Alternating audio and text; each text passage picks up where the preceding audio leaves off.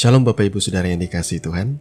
Jumpa kembali di podcast Mutiara hari ini. Sahabat bertumbuh di dalam saat teduh yang seperti biasa hadir membawa keresahan dan persoalan di dalam hidup untuk menjadi renungan yang kiranya membangkitkan kekuatan iman. Dan selama kurang lebih 10 menit ke depan ini kita akan bersama-sama merenungkan firman yang mengangkat judul Apa yang kita bangun suatu saat akan diuji oleh Tuhan. Nas firman Tuhan terambil dari 1 Korintus pasal yang ketiga ayat 10 sampai dengan ayat yang ke-15. Demikian firman Tuhan, sesuai dengan kasih karunia Allah yang dianugerahkan kepadaku. Aku sebagai seorang ahli bangunan yang cakap telah meletakkan dasar dan orang lain membangun terus di atasnya. Tetapi tiap-tiap orang harus memperhatikan bagaimana ia harus membangun di atasnya. Karena tidak ada seorang pun yang dapat meletakkan dasar lain daripada dasar yang telah diletakkan, yaitu Yesus Kristus. Entahkah orang membangun di atas dasar ini dengan emas, perak, batu permata, kayu, rumput kering atau jerami, sekali kelak pekerjaan masing-masing orang akan nampak, karena hari Tuhan akan menyatakannya. Sebab ia akan nampak dengan api, dan bagaimana pekerjaan masing-masing orang akan diuji oleh api itu. Jika pekerjaan yang dibangun seseorang tahun uji, ia akan mendapat upah. Jika pekerjaannya terbakar, ia akan menderita kerugian, tetapi ia sendiri akan diselamatkan, tetapi seperti dari dalam api. Amin. Nah, Bapak Ibu Saudara yang dikasihi Tuhan, dari nas pembacaan tadi, kita menyadari bahwa ada satu fakta.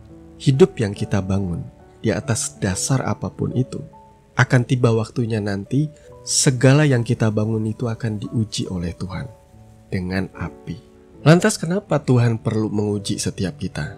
Ujian itu berkenaan dengan tes kemurnian. Dan perlukah saya ingatkan sekali lagi bahwa Ia adalah Tuhan, saudara. Dia layak mendapatkan yang terbaik. Dan Dia patut untuk menguji setiap anak-anaknya. Mana yang sungguh-sungguh mengikuti Dia, mana yang sungguh-sungguh mengasihi Dia. Perjalanan saya dalam mengiringi Tuhan itu sudah lumayan lama ya. Saya menjadi orang Kristen sejak lahir tentunya. Tetapi saya sungguh-sungguh menjadi orang percaya itu ketika saya memasuki usia 17 tahun. Di mana saya lahir baru menerima Yesus dan mengikuti Ia dengan sungguh-sungguh sampai hari ini. Saya nggak bilang saya sempurna, ada begitu banyak kekurangan saya sampai hari ini. Ada begitu banyak kelemahan saya sampai hari ini. Dan makin hari, makin saya mengikuti Tuhan, makin saya sadar bahwa saya adalah seorang pendosa yang hidup semata oleh karena kasih karunia Tuhan. Nah, di dalam perjalanan pertumbuhan rohani saya, sebagaimana yang dikatakan di dalam kitab Ibrani, kita punya banyak saksi seperti awan. Saya banyak melihat kesaksian-kesaksian hidup orang-orang yang berjalan bersama saya di dalam mengiring Tuhan. Sangat menyenangkan untuk bertumbuh bersama anak-anak Tuhan yang lain. Tetapi ada satu hal yang hari-hari ini saya pelajari, bahwa seiring berjalannya waktu, saya bisa melihat bagaimana awal seseorang mengikuti Tuhan dan bagaimana hari ini buahnya yang terlihat setelah sekian belas tahun, bahkan puluhan tahun kami mengikuti Tuhan. Saya bertumbuh di dalam pelayanan muda-mudi ya, pemuda remaja di sekitar awal tahun 99. Bersama-sama dengan saya ada begitu banyak pemuda-pemudi yang lain. Kita bertumbuh bersama-sama, melayani bersama-sama. Hari ini tahun 2022 ada kurang lebih 23 tahun berarti ya. Dan selama 23 tahun itu, Tuhan memberikan saya pelajaran yang indah. Bagaimanakah hari-hari ini kehidupan orang-orang yang tadinya mengikuti Tuhan bersama-sama dengan saya? Bagaimana buah hidup mereka hari ini? Saya memperhatikan ada orang-orang yang setia, yang sungguh-sungguh di dalam mengikuti Tuhan.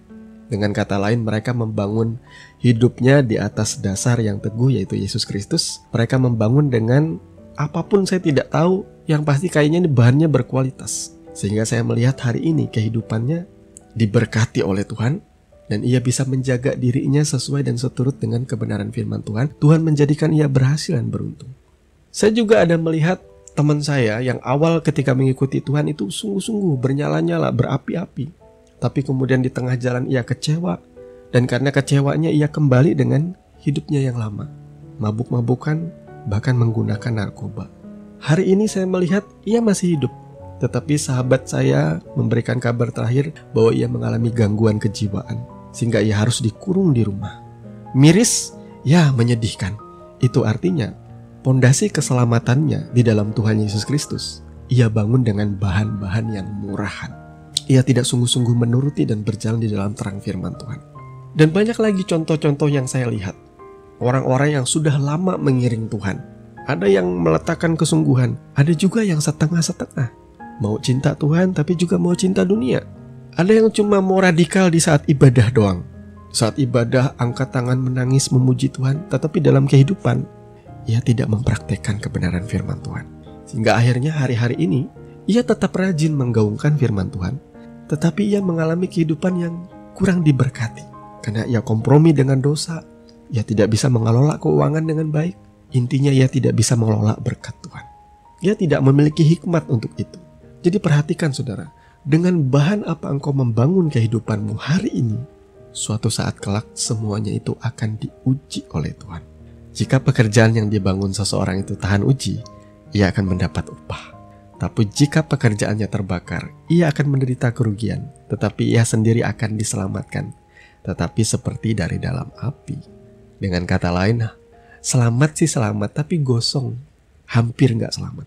Maksudnya begini, saudara yang mengawali pengiringan saudara dengan Tuhan dengan sungguh-sungguh, tetapi di dalam perjalanannya, hidup saudara tidak sungguh-sungguh berpadanan dengan firman Tuhan, maka saudara akan mengalami penderitaan selama hidup di bumi ini. Syukur-syukur nih ya, saudara tidak kecewa, kemudian saudara meninggalkan Yesus. Saudara diselamatkan, iya, tetapi kehidupan saudara seperti kebakar oleh api. Karena saudara menggunakan bahan dari rumput kering atau jerami.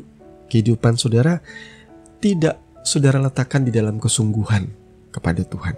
Kesungguhan itu bukan soal doa ya. Kesungguhan itu bukan soal pujian penyembahan. Kesungguhan itu soal bagaimana hidup saudara itu taat, setia melakukan firman Tuhan. Jadi jangan haleluya di gereja, berdoa di kamar 1 jam, 2 jam, tetapi selingkuh terus, korupsi terus, membenci terus, hidup dalam dosa terus, tidak ada pertobatan, rumah tangga retak, bercerai, tidak bertanggung jawab dalam rumah tangga, tidak bisa mengurus anak, sibuk dengan sosial media. Itu adalah buah dari orang-orang yang hidupnya tidak berpadanan dengan firman Tuhan. Oleh sebab itu saudara, selagi masih ada kesempatan dan tidak ada kata terlambat, apabila saudara mendengarkan renungan ini, itu artinya Tuhan sedang memperingatkan saudara.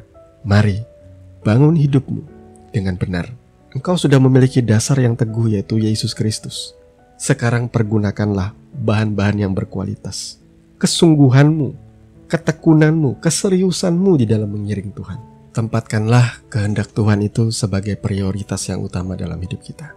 Menyenangkan Tuhan, melakukan firman-Nya, biarlah menjadi kerinduan kita sekalian. Tuhan memberkati firman-Nya, mari kita berdoa. Terima kasih Bapa, kami mengucap syukur di kesempatan kali ini atas kebenaran firman-Mu yang menguatkan, meneguhkan, bahkan memperingatkan setiap kami. Apabila hati kami serong, apabila hati kami mulai menjauh daripada Tuhan, Tuhan tolong mampukan kami untuk berjalan di dalam jalan-jalan-Mu. Melalui rintangan, tantangan, pergumulan, kami percaya Tuhan, Engkau menguatkan setiap kami. Di dalam nama Tuhan Yesus kami berdoa. Amin. Saudaraku yang dikasihi Tuhan, saudara sudah mendengarkan kebenaran firman yang kiranya boleh menjadi dasar dan kekuatan di dalam setiap kehidupan saudara. Sampai bertemu lagi di podcast Renungan Firman Mutiara hari ini yang berikutnya. Kasih karunia menyertai saudara sekalian. Shalom.